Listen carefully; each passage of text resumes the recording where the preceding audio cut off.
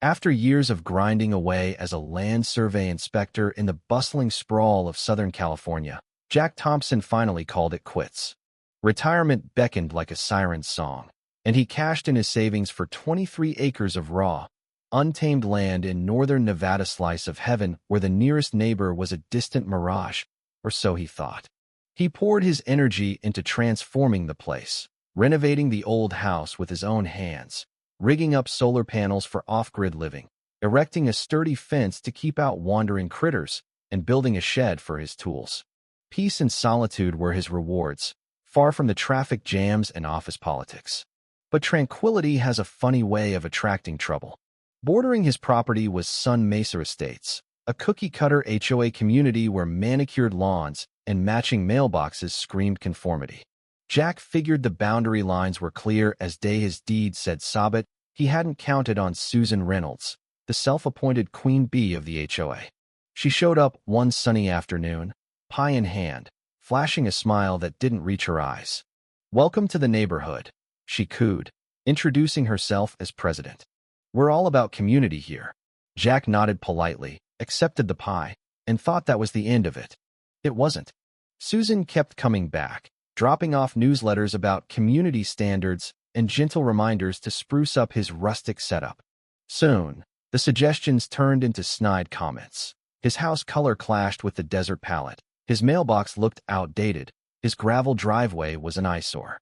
She even hinted at dues, as if his land fell under her domain. Jack brushed it off at first, but when an official notice arrived demanding he fix a laundry list of violations and join the HOA within 30 days, or face fine, she knew something was rotten.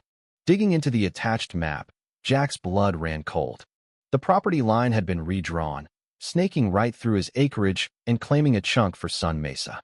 He pulled out his original parcel map, and sure enough, the discrepancy screamed foul play.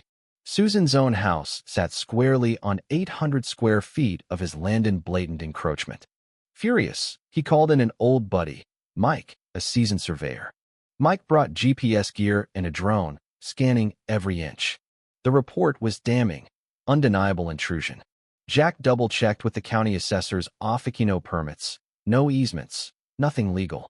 Then, reviewing his security cams, he caught gold. Footage of Susan on a call, bragging about adjusting the layout to fit her vision. Armed with evidence, Jack marched over with the survey report and a note demanding she address the theft. Susan exploded, pounding on his door like a woman possessed.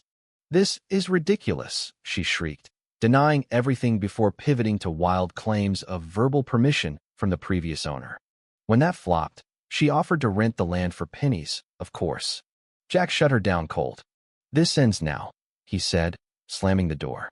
He prepped a formal complaint for the sheriff, his hands shaking with rage. That's when the harassment kicked into overdrive.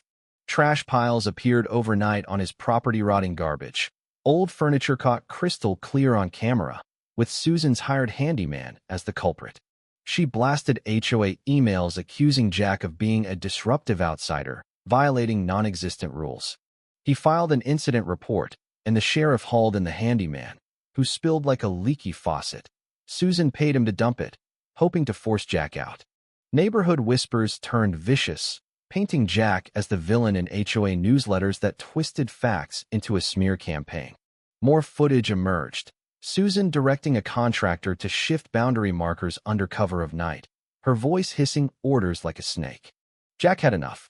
He started a YouTube channel, uploading videos packed with evidence, the surveys, footage, emails exposing Susan's land grab and the HOA's complicity. Views skyrocketed, shares flooded social media, and local news picked it up, sparking outrage. Was this HOA tyranny run amok? Comment sections erupted in debates. Some called Jack a hero fighting corporate overreach in disguise. Others branded him a bully picking on a community leader. The controversy boiled, with accusations of class warfare. Jack the rugged individualist versus Susan's suburban elite. The HOA fired back with a cease and desist, but Jack's lawyer shredded it. Then, a crack appeared. HOA board member Alex, fed up with the lies, leaked internal docs showing Susan's cover-up scheme, including forged minutes to justify the shift. The board fractured members distanced themselves, whispering mutiny as ethics questions swirled. Was the entire HOA corrupt, or just its iron-fisted president? Jack didn't wait. He drafted a sneaky agreement disguised as a truce, and Susan, cornered and arrogant, signed it unwittingly acknowledging his ownership. Boom. He filed a civil suit for encroachment, fraud, and damages. Court day was a circus. Jack presented the mountain of proof. Susan stammered denials, her lawyer fumbling. The judge, stone-faced, ruled hard against Susan and the HOA, slapping an injunction 30 days to demolish the encroaching section or sell. Media swarmed outside, cameras flashing as protesters chanted about property rights versus community greed, turning the case into a national flashpoint on HOA abuses. Susan appealed desperately, but it crumbled. She tried selling her house quick, but buyers fled the scandal. In a last-ditch Hail Mary, she offered it to Jack dirt cheap. With strings attached, no more videos, drop the drama. Jack countered with symbolic terms, $1 down, plus a public apology. She caved, humiliated. He bought it, demolished the offending parts with glee, repainted in garish colors as a middle finger to conformity, and turned it into a bizarre museum, theater of the absurd, charging entry for donations to land rights charities. Online fame exploded, tours booked solid, debates raging over whether his revenge was justice or overkill. Susan slunk away quietly, vanishing from town like a ghost. Jack finally reclaimed his solitude, installing a massive gate with a sign, "Boundaries respected here." As he sat on his porch, watching the sun dip over his undisputed land, he pondered the madness, how ownership could spark such wars, how blurred lines breed tyrants, and how justice, when served cold, tastes sweetest. But in the quiet Nevada nights, he wondered, had he become the monster in Fighting One?